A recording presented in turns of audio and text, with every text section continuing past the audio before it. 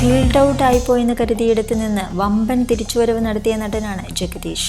ഇന്ന് അദ്ദേഹത്തെ മനസ്സിൽ കണ്ടാണ് സംവിധായകർ പല കഥാപാത്രങ്ങളും എഴുതി തയ്യാറാക്കുന്നത്. 90കളിൽ മോഹൻലാലിനും മമ്മൂട്ടിക്കുമൊപ്പം പിടിച്ചുനിന്ന നായകനായി നിരവധി സിനിമകൾ വിജയിപ്പിച്ച ചരിത്രവും ജഗദീഷിന് പറയാനുണ്ട്. നായകനായി അഭിനയിച്ചിരുന്ന കാലത്ത് പലപ്പോഴും നടന് ഹീറോയിനായി എത്തിയിട്ടുള്ളത് നടി ഉർവശിയാണ്. അന്ന് വലിയ താരമൂല്യമുള്ള നായക നടനല്ലായിരുന്നിട്ട് കൂടിയും തെന്നിന്ത്യയിൽ തിളങ്ങി നിൽക്കുമ്പോഴും മടി കൂടാതെ തൻ്റെ ഹീറോയിൻ വേഷങ്ങൾ ചെയ്യാൻ ഉർവശി തയ്യാറായിരുന്നുവെന്ന് ജഗദീഷ് തന്നെ ഒരിക്കൽ വെളിപ്പെടുത്തിയിരുന്നു.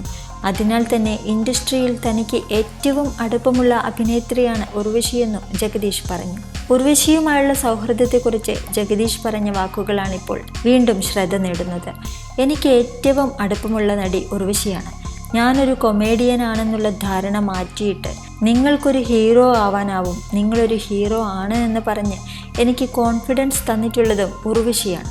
കാരണം ഉർവശി വളരെ സീനിയറായ ഒരു ഹീറോയിനാണ്. മമ്മൂട്ടിയുടെയും മോഹൻലാലിൻ്റെയും കമൽഹാസൻ്റെയും ടോപ്പ് ഹീറോയിൻ. അവരോടൊപ്പം അഭിനയിച്ച് ജഗദീഷിൻ്റെ ഹീറോയിനായിട്ട് വരുമ്പോൾ ഇൻഡസ്ട്രിയിൽ മുഴുവൻ സംസാരമായിരുന്നു.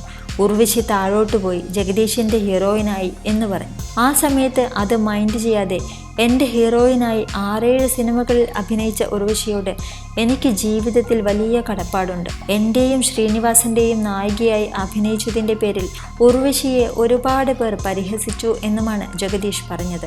ഒരിക്കൽ ഏറ്റവും സുന്ദരനായ നടനായി തോന്നിയിട്ടുള്ളത് ശ്രീനിവാസനെയാണെന്ന് ഉർവശി പറഞ്ഞത് വൈറലായിരുന്നു.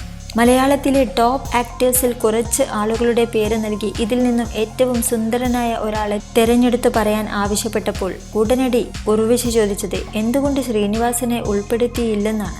കൂടാതെ ഏറ്റവും സുന്ദരനായിട്ടുള്ള നടൻ ശ്രീനിവാസനാണെന്ന് ആവർത്തിച്ച് നടി പറയുകയും ചെയ്തു. ചോക്ലേറ്റ് ഹീറോകൾ ഉണ്ടായിരുന്നപ്പോഴും ഒരു സമയത്ത് ശ്രീനിവാസനിലെ നായക നടന് അതിനേക്കാൾ വാല്യൂ ഉണ്ടായിരുന്ന കാലമുണ്ടായിരുന്നുവെന്നുമാണ് ഉർവശി പറഞ്ഞത്. വനിതാ താരങ്ങളിലെ ലേഡി സൂപ്പർ സ്റ്റാർ എന്ന് വിളിക്കാൻ യോഗ്യതയുണ്ടായിട്ടും ഇനിയും ആ പേരിന് പിന്നാലെ പോകാതെ പ്രേക്ഷകരെ സീറ്റിൽ പിടിച്ചിരുത്തുന്ന റോളുകൾ ചെയ്ത് നിറഞ്ഞു നിൽക്കുകയാണ് ഉർവശി. ഉർവശിയും ജഗദീഷുമെല്ലാം ഇപ്പോൾ നല്ല കഥാപാത്രങ്ങൾക്കും സിനിമകൾക്കും പിന്നാലെയുള്ള യാത്രയിലാണ്. രണ്ടുപേരും ഡയറക്ടേഴ്സ് ആക്ടേഴ്സ് ആയതുകൊണ്ട് തന്നെ വ്യത്യസ്തമായ നിരവധി കഥാപാത്രങ്ങൾ ഇരുവരെയും തേടിയെത്തുന്നുമുണ്ട്.